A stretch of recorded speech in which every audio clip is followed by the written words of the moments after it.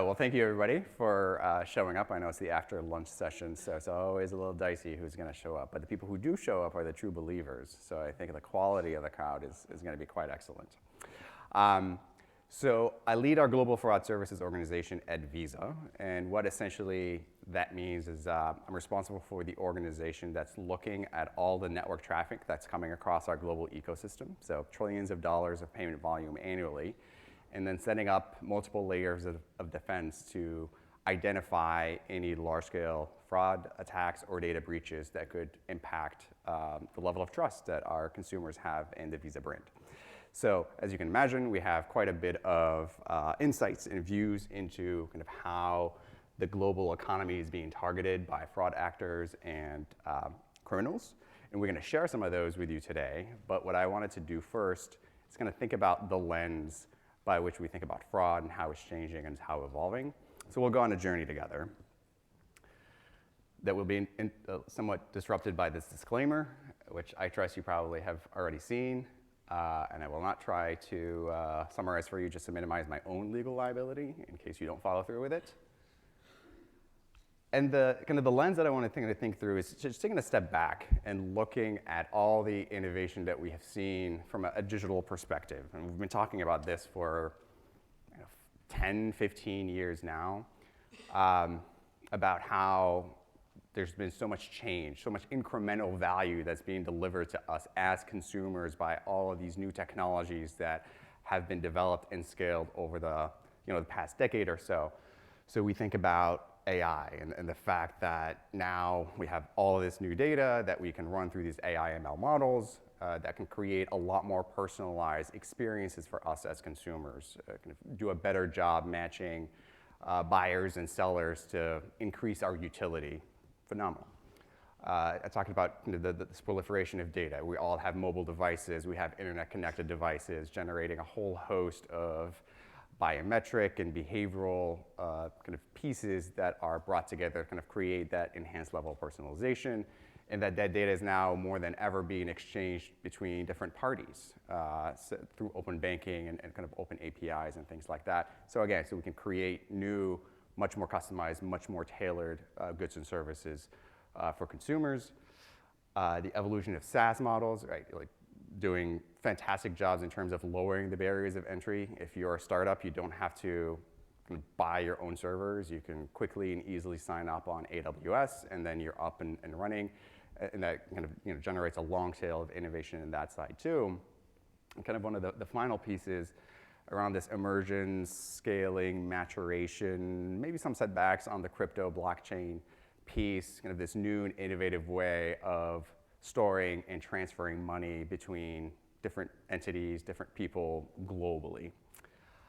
Again, very real, very concrete, very tangible changes in terms of the value that we derive and the ability for us to be more productive through these technological innovations. So that's kind of like the bright side. That's kind of the rosy side, but I'm a risk professional. You guys are all risk professionals. Good news is never really good for us. We thrive when there's like the dark side of things. And so for me, how I think through these things is really around how are these technologies, how are these innovations being used by the fraudsters, by the threat actors? Because there's kind of this general perception or misbelief that the good guys have a monopoly on innovation. And I come across that a lot when I'm talking to friends at cocktail parties about, well, why does fraud even exist anymore? Like, you're not doing your job well. You have all these tools, you have all this AI, you have all this computational power, and yet I'm still getting these text alerts telling me that my card is being fraudulently used. And I take that kind of a little bit personally. I'm like, gosh, I just at this cocktail party. I'm trying to have a good time, and you're like dragging me into a performance review, a little bit uncomfortable. But kind of the reason behind that is, again, there's a whole host of innovation happening through these threat actors. They're getting access to these tools. They're getting access to funding. They're quite innovative, and they have some pretty strong incentives to be successful at what they do. And so, I kind of often joke that they also have conferences like this. They're just held at much nicer locales, like in Bora Bora or something along those lines. They can afford to. So I think that's kind of the part of the picture that's a little bit missing that I'm going to shed a little bit more light on and kind of talk about, okay, what's happening on that side to kind of just give a little bit more awareness about how fraud can sometimes be a little bit sticky. We're not seeing these huge step function decreases from a fraud and cyber crime perspective because the complexity is getting quite high on that end as well. So we'll start with AI and computing. On the computing side, one of the big topics is around quantum computing and kind of the impact that that's going to have, again, on a whole host of use cases from a consumer experience perspective, from like R&D on in medicine and pharmaceuticals and things like that, like really exciting innovations that are happening on that end. The way I think about it is, what is the impact going to be on encryption? And so kind of a lot of the standard encryption methods that we use to encrypt sensitive data, to encrypt payment data, is really based around the difficulty of doing these complex calculations as it relates to prime numbers. But that starts to break down as quantum computing becomes less science fiction and more real and becomes something that is more scalable and accessible. Right? The fact that the encryption methods become at risk to billions of data elements that exist out there is, something that keeps me up at night a little bit. And so we see kind of some forecasts in terms of, well, what would that look like? What is the attack surface if modern day encryption is no longer as secure as it historically was? And the other thing that we have seen, the ever enterprising threat actors, there's already some behavioral change that we're looking at where even in data breaches where the data itself is encrypted and currently unusable, there is kind of this storing that is occurring so that at a time when encryption can be broken, then these data breaches become even more valuable. And if we look at kind of the lifetime of a breached PII and when does it get monetized, it doesn't get monetized the same day as the breach occurs. The maximum monetization actually occurs almost 5 years from when the original data breach happens. So there is kind of this time window that these folks are banking on in terms of when this accumulation of encrypted personal data is going to become that much more valuable.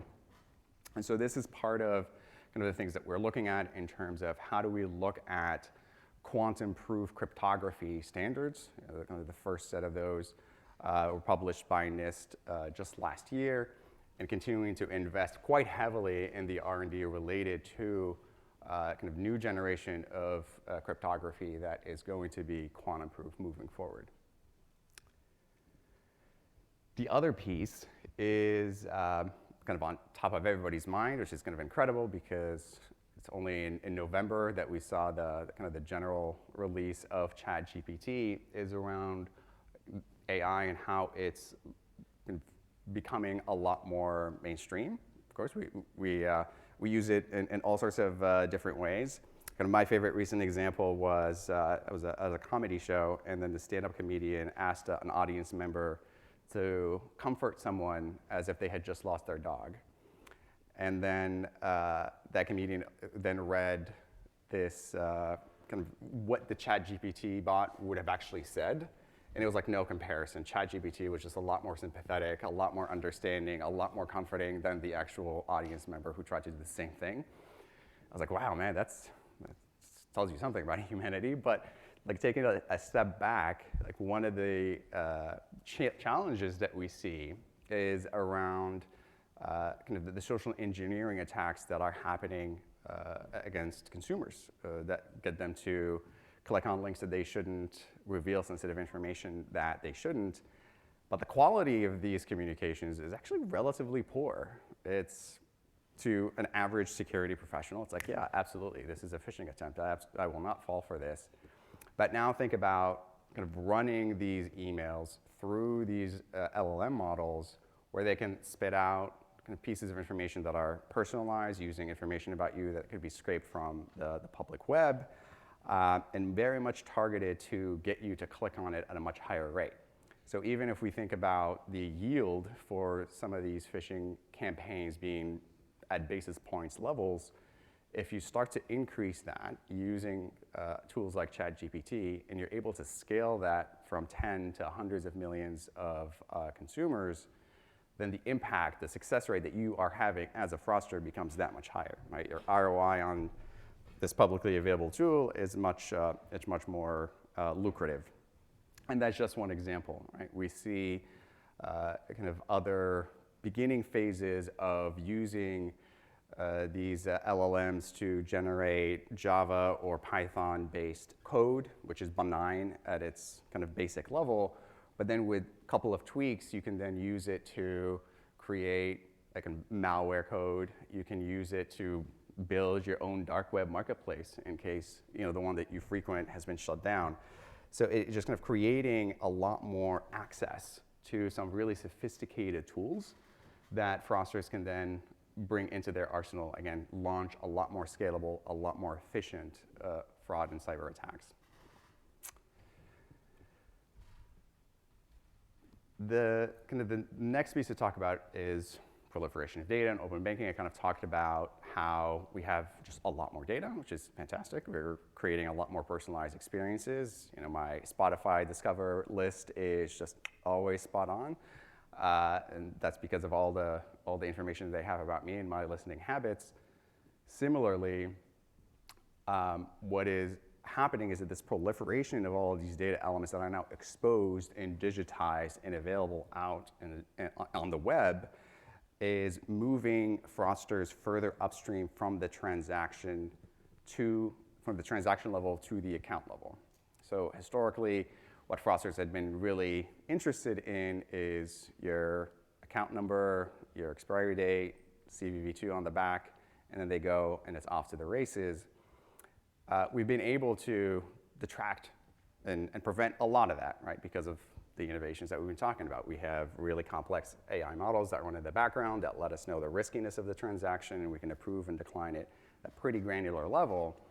And so instead, the move now is to move further upstream and then gain access to the account, your username and password, whether by buying that information on the dark web or by bringing that out from through a phishing campaign or something along those lines, and then take over the entirety of the account itself, and then monetize that through transfers or illicit purchases or whatever the case may be. We've also seen this massive proliferation in synthetic identities and synthetic applications, right? You're taking these individually legitimate data elements, and then you bring them together to create a person that doesn't exist. You open up an account, you establish a credit history and a credit line, and after 1, 2, 3, 4 years, then you cash out all at once. And that's a bit harder to do. That's a bit harder to detect because, again, every piece is legitimate, and you're behaving as if you are a legitimate customer. But the whole point is this is actually a part of a much larger fraud scheme. And then the other piece around kind of open banking and kind of just general, and I talk about open banking maybe not in the traditional sense, but just the fact that the ecosystem that is used to deliver digital-first services, it's much more expanded. You're not just walking into a single provider and that provider provides you the entire kind of experience. That entity is working with many partners on the back end in a specialized way to act as almost an aggregator, and then you're getting kind of that end result. But with every piece, with every node in that ecosystem that you're interacting with is a point of vulnerability, and a point of vulnerability that is being increasingly targeted by threat actors. And so we know that open banking, open APIs, exchange data, and one of the big use cases that is increasing in popularity, especially in regions like Europe, is around money movement, around payments, right? So you can use your bank account to activate a payment, to make a purchase on Amazon or whatever the case may be. And so, of course, wherever there's money movement, the fraudsters are not going to be too far behind. And so what we had seen is that the attack surface that is now available is much more expanded. We saw a couple of years ago there was a neobank that suffered a data breach. It wasn't from their own internal servers. It was from this analytics and visualization provider that they had connected to through an API, and they attacked that API connection, and that's how they were able to extract that customer's records out, right? So in this environment, it becomes that much more important to have a very robust third-party kind of monitoring program in place, because any one of those third parties can be an entry point into your own data environment. The shift to SaaS fraud. So I kind of talked a little bit about how, a lot of the innovation that we saw was because kind of the cost of entry for startups become much lower, right? You can book server space on AWS. You could use a lot of pre-built API so that you're not coding things from scratch, combine them, and then add your service on top. And then, in the space of a few days or a few weeks, you're able to launch a product and then reach a relatively wide audience through Google and Facebook and these other advertising platforms. So kind of you have this democratization of innovation that happened over the last few years. Same thing was happening on the fraud side. Same thing's happening right now on the fraud side. So this is one of my favorite examples. So these are screenshots that we got from a law enforcement recently in a case related to a brute force attack that was being carried out on one of our clients. And essentially in this specific case, what was happening is that the fraudster would go on a merchant website. They would generate a script that would run hundreds of thousands of transaction attempts using different combinations of the card number, the expiry date, and the CVV2 code on the back.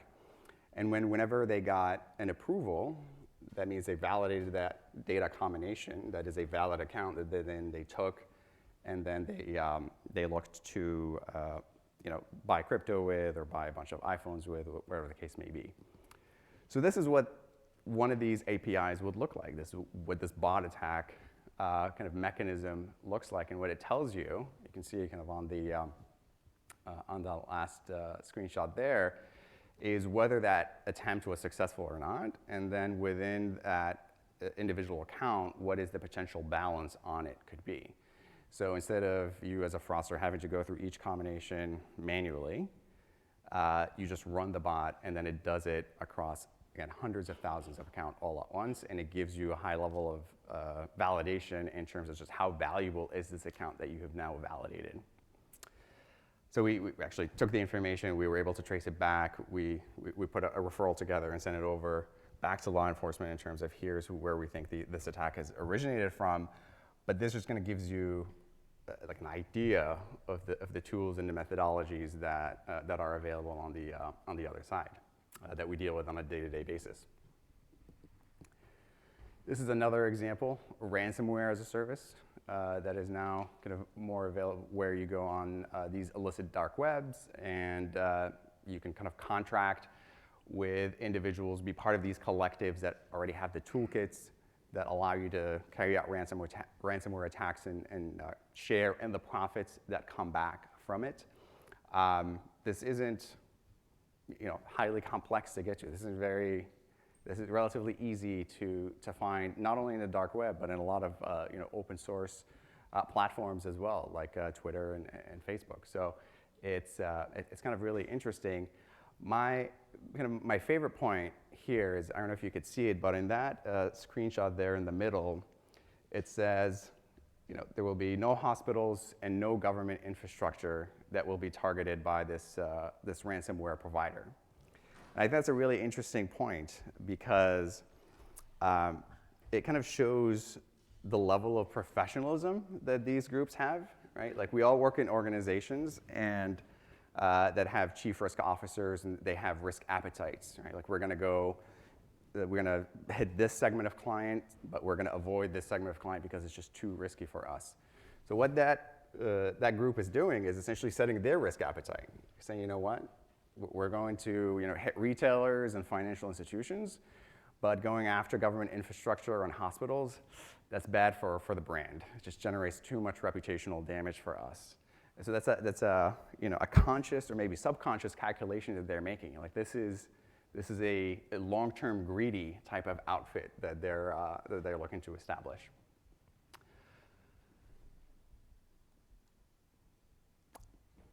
And then the kind of the last component I would talk about here in terms of what are we seeing on the dark side of innovation relates to blockchain and cryptocurrency.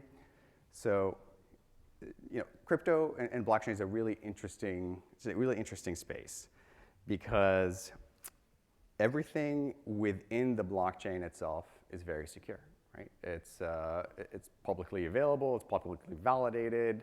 It's very hard to carry out like a 51% attack or something along those lines, especially for well-established protocols like Bitcoin and Ethereum.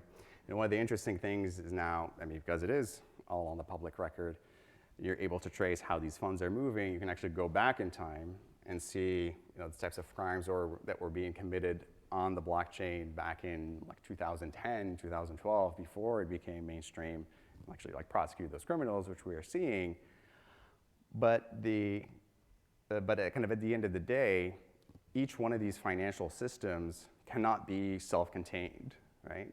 Because otherwise it's just like a financial game. If you want that token to mean something, you have to be able to move it, right? Whether it's Bitcoin into cash, cash into Bitcoin, Bitcoin to Ethereum. There are these linkages that take you out of that well hermetically sealed, very secure protocol environment into areas that provide points of vulnerabilities for fraudsters and threat actors to attack. So you can see in 2022, over $3 billion that have been stolen in terms of cryptocurrency-related funds. The vast majority of that was really around these bridge protocols, right, that do what I just referred to in terms of I have a Bitcoin on the blockchain, on the Bitcoin protocol, and I want to transfer it into an Ethereum protocol. Like, how do I do that? A lot of it which is done around vulnerabilities that are happening in these smart contracts where you can insert transactions that aren't really there or approve transactions that shouldn't be, which then allow you to move the funds into wallets that you can control, and then you move those across into like Tumbler wallets that you can then clean. But that's kind of the interesting concept here, is that regardless of how beautiful the code is and how foolproof it happens to be, once it goes, or once you connect it to the real world, then those gaps start to exist. And part of that is not just kind of in the code itself that's connecting these different protocols, but it's also because the ultimate end nodes for any financial-based protocol is going to be a human being who's quite fallible in fairly predictable ways. All right, so this is an example of a crypto phishing campaign that we didn't just come across once, but it became kind of prevalent enough to give us a bit of a topography of how these actors are carrying these out. So you get an email letting you from your crypto exchange, kind of giving you some piece of information. You click on it, and it's, by the way, that email looks very authentic. It's hard for you to distinguish between that and a true phishing email. When you click on the spoofed, you click on the link, you're taken to a spoofed website. You're entering your logging information. At the same time, the threat actor is on the real crypto page doing the same exact thing. You get asked to step up. You type in your one-time password. That one-time password then goes to the threat actor who does that on your account. Then they get access to it so that even if you have two-factor authentication using SMS, that is a way to be able to bypass it. And so then once they're in your account, then it's off to the races, right? Like they're looking to take as much crypto out of your wallet as possible, and then they're looking for ways to distract you from all the notifications that you're probably getting from your legitimate crypto exchange so that you don't action that quickly enough. And this is where it kind of becomes a little bit of an interesting, kind of an interesting proposition in terms of, well, who is responsible for making you whole, right? If you use your Visa card and it turns out to be a fraudulent merchant, you can call your bank and you can have them reverse the transaction, and then the funds are deposited back into your account. When it comes to crypto purchases, kind of defining that liability and where it rests and getting consensus on that could be quite challenging. So sometimes there's the extreme, like, code is law and do your research, and if you're a crypto victim, then you're a crypto victim, too bad, so sad. And then there's folks who kind of are looking to make crypto more mainstream and say, we actually have to have some kind of safeguards. You have to protect people from themselves and have to go in and like reverse. You're not really reversing the transaction on the blockchain. What you're really doing are reversing the transaction on the exchange ledger that is a proxy for the blockchain. So very interesting kind of debates and arguments here, but while that is getting sorted out, there's kind of this fertile market for these types of scams that are being carried out. And then this is just these are all live examples that we've gotten kind of involved in terms of, well, how does that initial communication happen, especially if, again, it could be email, it could be an SMS, which looks, it ranges, right? It could be, oh yeah, there's no way this is legitimate, to, maybe I should probably check this out. And then we kind of cropped out which crypto exchange on the right-hand side it was, but it was incredibly hard even for me to figure out which one was the spoofed website versus which one was the real website. And the part that I really appreciated is the fact that even the spoofed website had the OTP generation feature, because they knew that was going to be a critical part of completing the scheme that I was referring to earlier. So really fun, exciting things happening on the innovation fraud. So this is exactly the spiel that I gave my friend at that cocktail party. And so after like 30 minutes of explaining all of these things to them, they were a lot more impressed with what I do, and I felt pretty good about myself, even if we haven't gotten fraud down to zero as was their expectation. So there's a lot of innovation, which is great. But you know what? Sometimes the tried and true stuff still works. Sometimes the fraudsters just like to play the classics, play the hits because they still pay.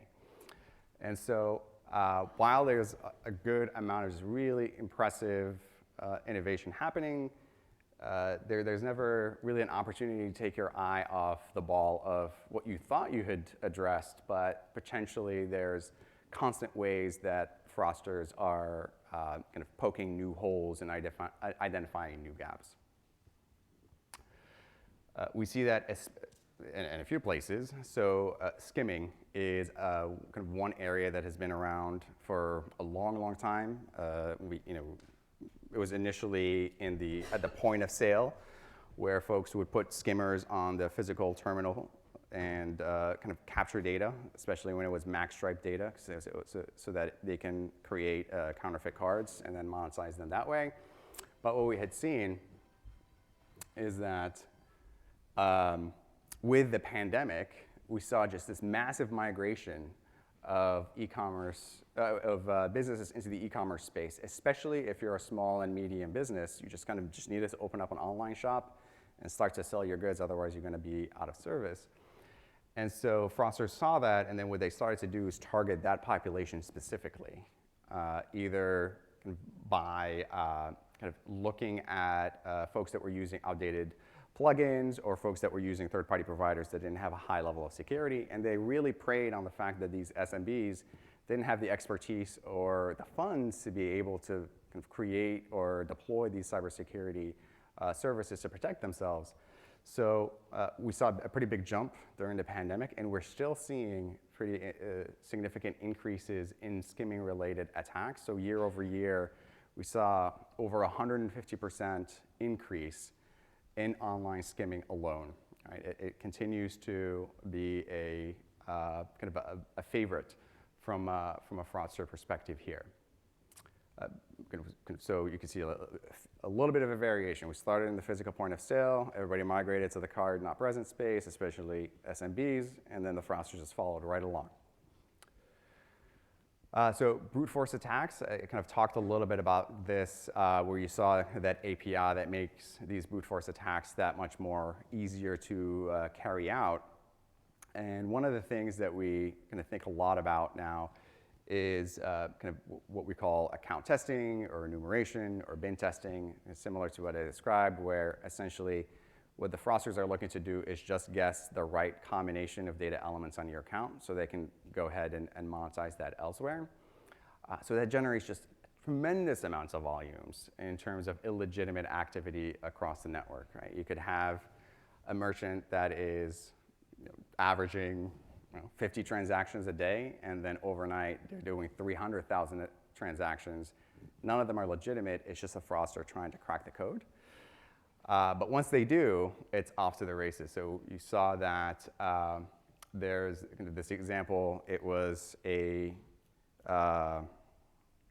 Swiss chocolate shop. It was an online Swiss chocolate shop that had, it was kind of just doing normal volume. All of a sudden, there was a massive spike. We looked into it and realized that they had, the threat actors had been able to validate about 6,000 credentials over the span of a few hours. And then within 30 days or so, had spent about $1 million on those accounts that they validated. They didn't even spend them at the Swiss chocolate shop. The Swiss chocolate shop was just a tool that they used. It was, a lot of it was, again, kind of on a high-end electronics and cryptocurrency.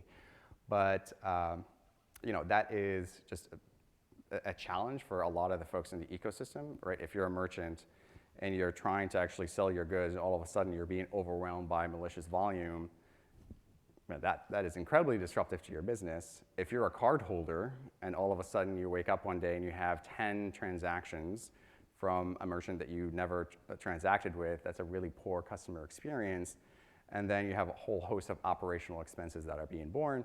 It's not great. And so that's a huge part of kind of the focus that we have on addressing this issue, a lot of it through building these AI ML models that allow us to differentiate an attack transaction from a legitimate transaction and then shut it at the source.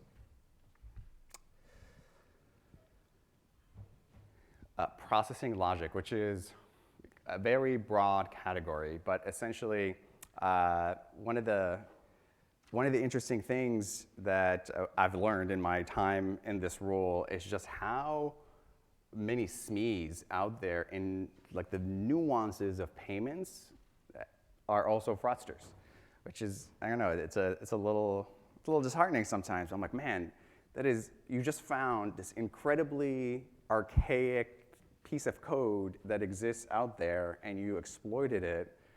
And if you had just come to us and told us, you would probably make a lot more money than going out there and trying to kind of monetize it yourself. So some of my stray thoughts, but the idea is that the payment ecosystem has multiple layers, multiple players that are essentially talking to one another. There's a translation that occurs at every step of the way. And just one minor misconfiguration can generate millions of dollars of losses in a fairly short period of time. And so that's a big part of the reason why part of my team does a whole bunch of ethical hacking across our network to try to find those gaps before they get exploited. But sometimes we'll miss a few things. One example of that is what we call a purchase return authorization, which I think pretty much everybody in this room somewhat is familiar with, right? You buy something and you don't like it, you return it, you go to the merchant gives you credits your account, and then you're a happy clam. Well, this specific attack is essentially a fraudster getting access to a merchant account, and it could be through a phishing email, it could be buying credentials off of the dark web or whatever the case may be, and then issuing refunds that don't exist to cards that they control, right? And so there's two levels of failures that they're taking advantage of, right? Well, maybe three layers. One is the fact that you're able to access that merchant account. The second is that you're able to generate a return that isn't matched with a legitimate transaction. And then the third is that the bank doesn't stop the settlement of that account or and lets you take out the money before it actually gets validated. So these attacks, again, in the millions of dollars, where very quickly you start to see these collusive cards get cashed out in a matter of minutes when the transaction goes through. And again, they're looking for entities that don't have these validations, right? They're looking for entities on the merchant side who aren't matching the refund with the original transaction. And then on the financial institution side, they're looking for those banks that are not managing their open to buy appropriately. And some of it's probably for legitimate reasons because they want to be providing you with the best customer experience possible. But they can really identify these weaknesses and hit them hard. So you could see the increase that we've seen year over year in this type of attack taxonomy. Unemployment insurance and government disbursement fraud. So this is a little bit of a passé topic since we're essentially all the stimulus money that was kind of pumped in the economy during the pandemic is essentially on the way out now. And that generated this massive honeypot that attracted a whole host of fraudsters. But this still continues to be an area that gets targeted, especially because a lot of the states and the government institutions that got hit during the pandemic, they took their chops, but the upgrades to the systems, the sophistication of the fraud, especially on the application stage, is still not quite where it's at. So again, as long as there's that gap, there's that vulnerability, we still see kind of a preference and a targeting for these funds by threat actors. And I don't think that's going to change. So it's a big challenge. Card present fraud schemes. I talk most of the time about kind of the digital space, and I kind of just forget that people still buy things in person. And a big part of that is, we did this massive migration towards EMV chip cards over the last few years, and then that essentially almost wiped out all card present fraud, at least when it relates to counterfeit and MagStripe transactions. But I think there's a term in Silicon Valley where VCs like it when you come with a hypothesis that goes against the grain. I think it's called like narrative disruption, right? Like you say, 1 hour delivery is the most profitable business, and some VC will throw money at you because it's such an absurd concept.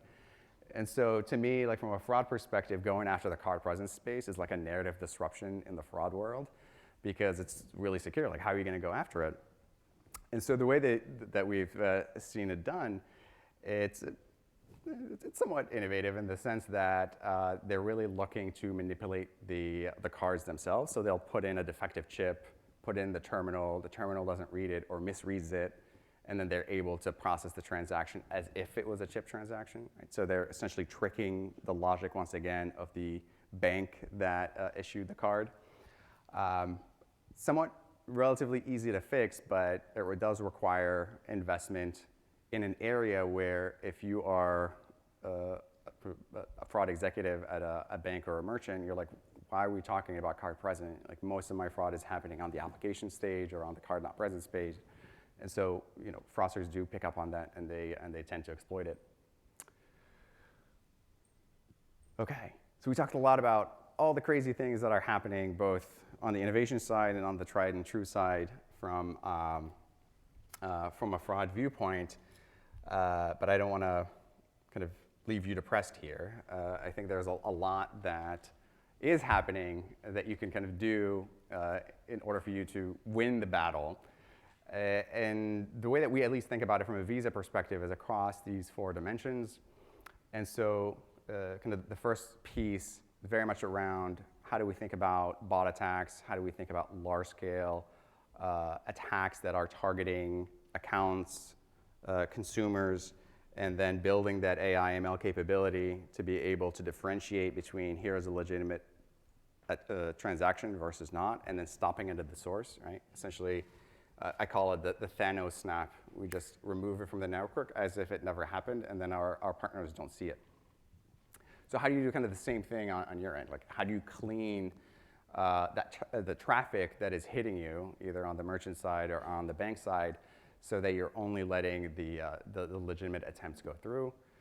Contextual defense is essentially kind of it's both a mindset and a technology platform. Like, how do you build a scaled platform that is agile enough to react to these emerging schemes in a matter of days, weeks, not months and years? And so I'll give you like one of my favorite examples recently, and one of my favorite fun facts. So one of my favorite fun facts is that a Visa transaction has 4,029 different data labels attached to it, which gives you, like a candy store. You can create so many different cool scores and alerts and things based off of that. And then we saw this really incredible fraud scheme. And I say it's incredible because I wish I had thought of it. I would be retired now if I did. But there are these debit accounts that give you automatic refunds of your ATM fees. So you can use any ATM, and you don't have to worry about the cost. It'll get automatically refunded to you. So somebody opened up a network of ATMs and set the ATM fee at $99. And then a whole host of these accounts were opened at this bank that allowed you to refund your ATM fees. And then they made several $1 ATM withdrawals over a period of several weeks. So that by the end of it, they had accumulated $7 million worth of ATM surcharge fees that were refunded automatically to that ATM operator off of a lot of $1 ATM withdrawals. That's incredible. Like, I don't even know if that's fraud, honestly. I think that's just like somebody at the bank side didn't read didn't peer through the terms of service closely enough. But how do you even monitor for something like that, right? Like, how risky is a $1 ATM withdrawal fee? I mean, it's very unusual. How many ATM terminals let you take out just $1? But if you use any normal scoring methodology, that would be be zero on the fraud risk, but generated almost, again, $7 million worth of fraud.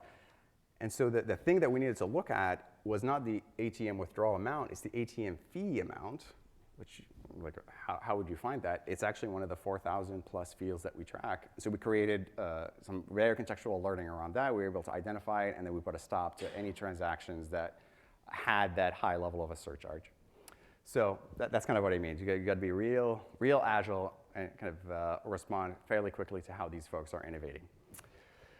Proactive vulnerability testing, so I talked a little bit about that. Your red team testing, you got to be the hacker. You got to find all the nooks and crannies in your processing logic and how you're connected and integrated with your partners, because if you don't, they will.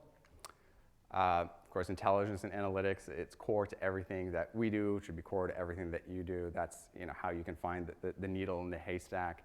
And then finally, the fifth component is that 24/7 always on. Like, do you have an incident response playbook for the wide variety of things that could go wrong that you could be targeted by? And so, I just used a really good example for how we fight fraud in action. So I will not belabor the point, but the way that, kind of to take a step back and kind of how we've structured our approach and methodology is very much around, we have data, which is excellent, really rich data. It's transaction-based, so how can we enrich that data with some more contextual elements, right? Like, how do we think about behavioral elements in terms of how people type in their passwords and how they browse and what types of things they shop, and the IP address of the websites and the IP address of their device and their device fingerprint, and really bring and enrich and cross-correlate these different data sets so we can create even more tailored and personalized fraud models for every individual who transacts on our network. The second piece is we've got the data, we've got it accumulated, we've got it cross-correlated. We've got to have that insight layer built on top of it, right? So it can tell us, hey, this $1 ATM withdrawal, it's creating a pattern, a fairly suspicious pattern, and you should look at it versus us being reactive and then kind of ringing the alarm.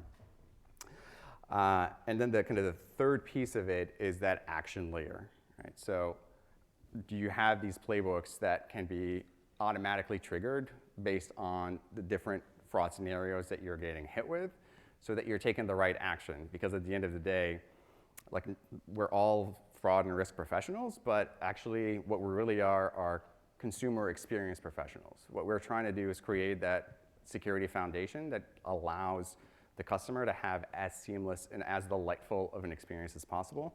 So you don't want to be over-indexing on the prevention and then declining good transactions and good cardholders, because that'll have an impact as well. So those are the three components, right? There's the data layer, there's the insight layer, and then there's the actioning layer. The devil's in the details, of course, and I'd love to talk to you more about all the nuances that go into it, but after the session. But that's really how we think about our fraud strategy moving forward. Okay. This is what you can do. Fairly straightforward, and I would say, actually, you shouldn't wait for 6 months to implement authentication and security controls. I hope you have some security controls implemented today, because if not, I have some friends that will come talk to you. But the concept is very much around, continuous hacking of your own capabilities, looking at how robust and comprehensive your security controls are, doing a lot of education, which sometimes we forget about, especially at the consumer side. I think that consumers have this expectation that security just happens and they don't have to play a role, but they're on the front lines. And so how do we empower them with the knowledge and the tools so that they can step in as well? And then kind of thinking especially about authentication, right? In this world that's becoming kind of so rich with fraud and cyber innovation, authentication is really the battleground for how we can win and how we can disrupt these threat actors, and ultimately, hopefully, put them out of a job so that they can, join like a coding boot camp and then come join us on the right side of this fight. And so, that is all I have for you today. As I said, I would love to chat more, so please come and grab me. I'll be right outside to answer any questions and have any one-on-one conversations, but I really appreciate your time and attention. Thank you.